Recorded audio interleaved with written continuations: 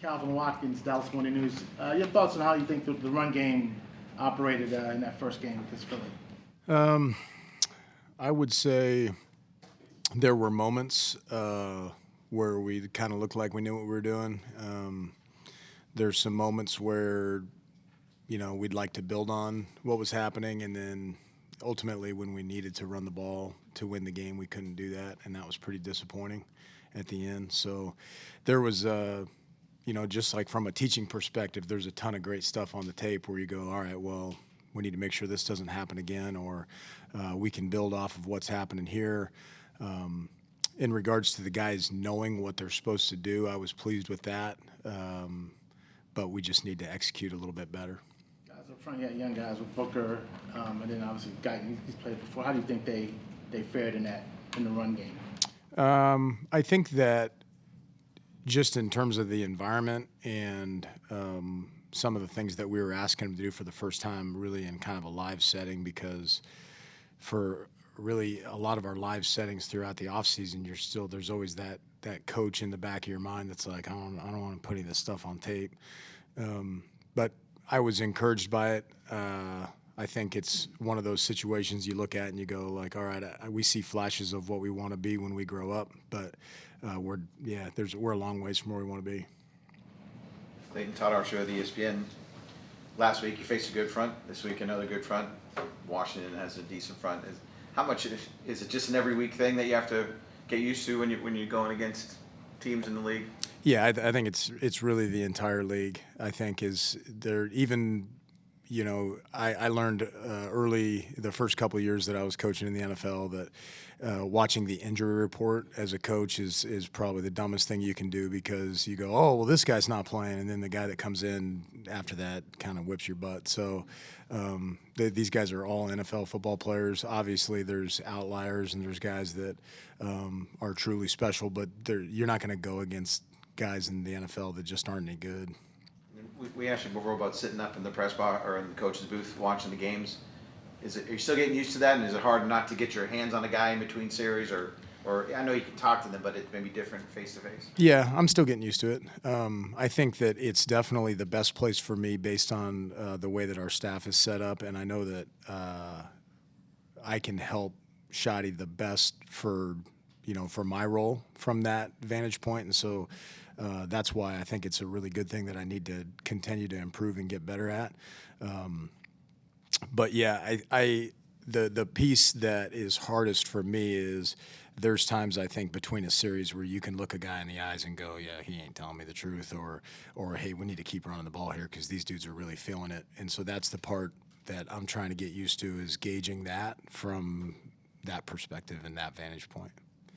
Jon Machota with The Athletic. Brian talked about you having a great sense of humor, and I was wondering, where do you show that most? Is it on the practice field, in meetings? I don't know. Probably is I try to be myself all the time.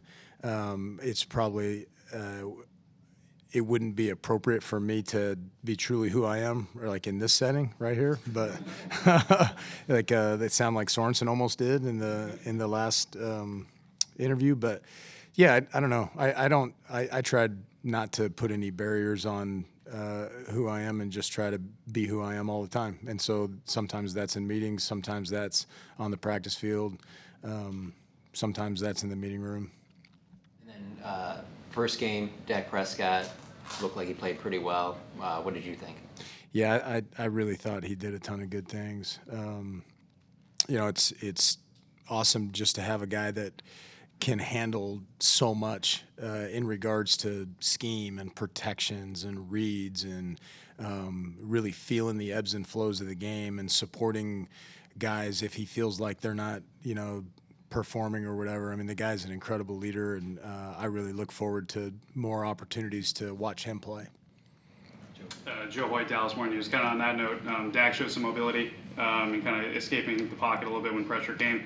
How much of that for a quarterback is having some synchronicity with the offensive line and kind of knowing maybe where they're kind of pushing guys out, or hey, this guy is going up against this pass rusher, he might beat him here? How much is kind of the relationship between those two? Well, I think that there's some of that for sure. those guys have so much going on in regards to just making sure that bodies are on bodies and then trying to figure out where he's going to start his progression based on what's happening coverage-wise.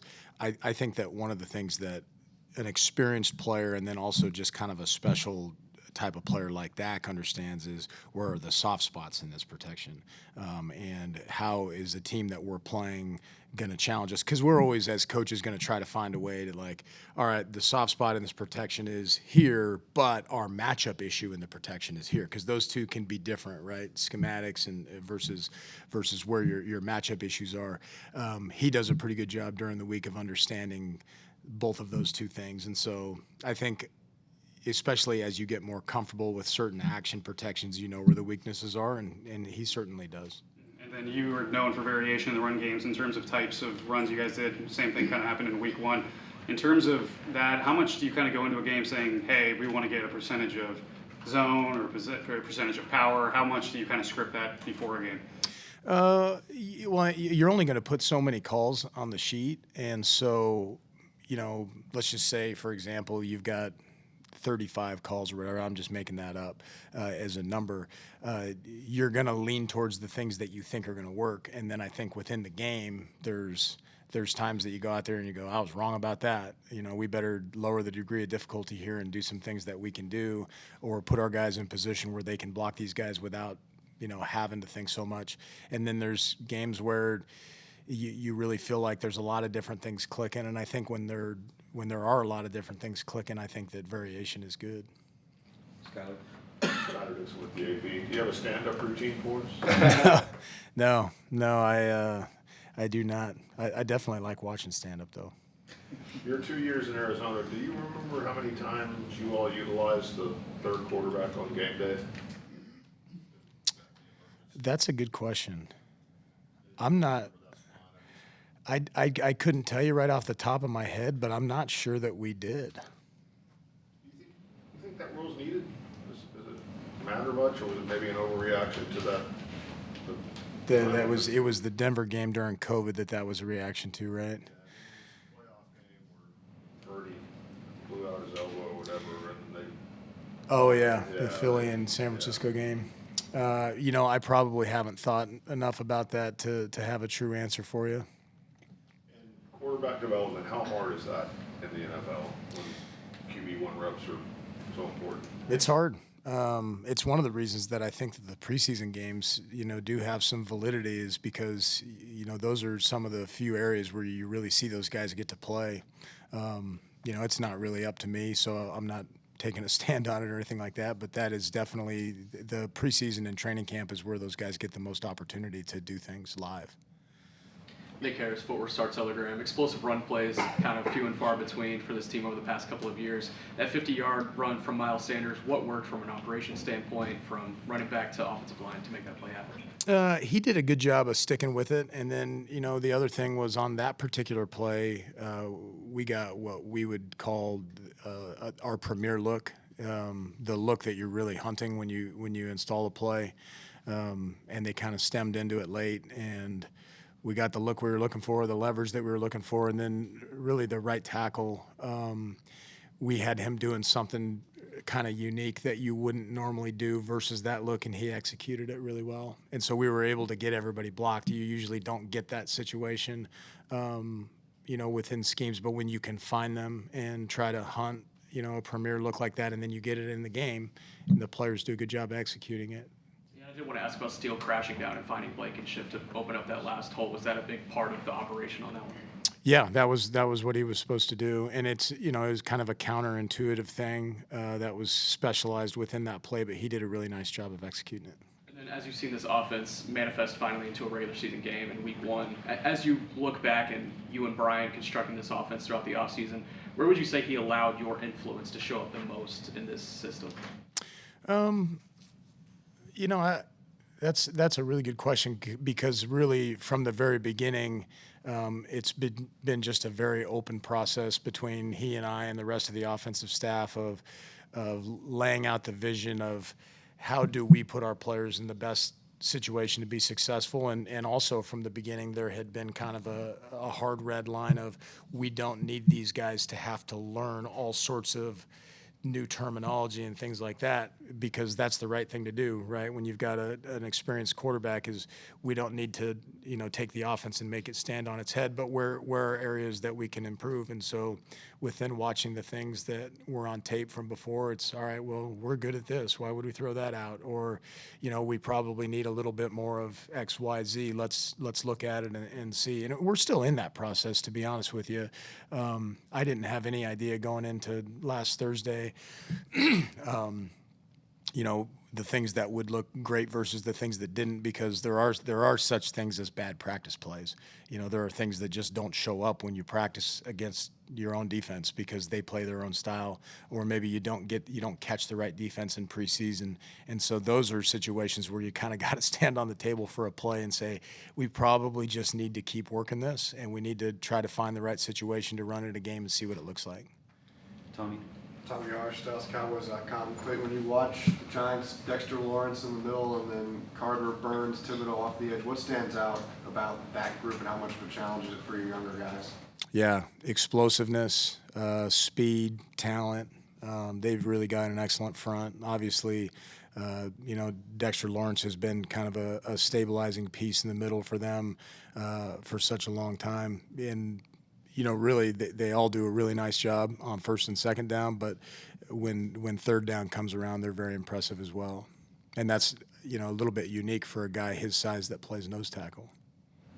Coach, Ali Jawad, DLS Cowboys, Bill Carter, they moved around a couple times against Washington. They had him lined in the middle as well. They might put him at weak side linebacker with Mike McFadden's injury. Just how do you kind of game plan around a guy that can be moved around a lot on the fly?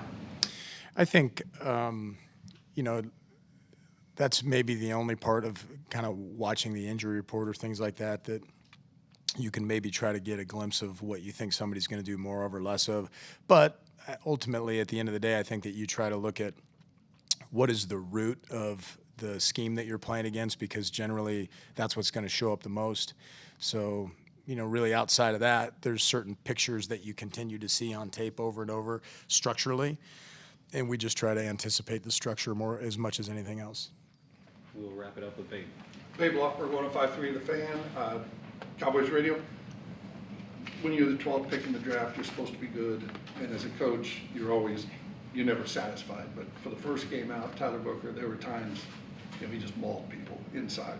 And did that get you excited of where this can go with him? Sure, yeah. I'm always excited to watch him play. And I think I said it last week, and it holds true in my mind, is like that guy, the reason that he was drafted where he wasn't just because of physical talent. Like guards get drafted that high because of their mentality and the type of competitors that they are. And so those are the things that you get the most excited about with Tyler Booker, is just knowing that, guys are going to get beat. It's the NFL. They're going to have a bad rep here or a bad rep there, or sometimes a bad game. But trusting somebody that the way that they're going to respond to those things and the way that they're going to compete when those things happen, those are the things that make you feel really good as a coach, because, you can trust the level of the competitive spirit that you're going to get from a guy, the competitive stamina that you're going to get from a guy.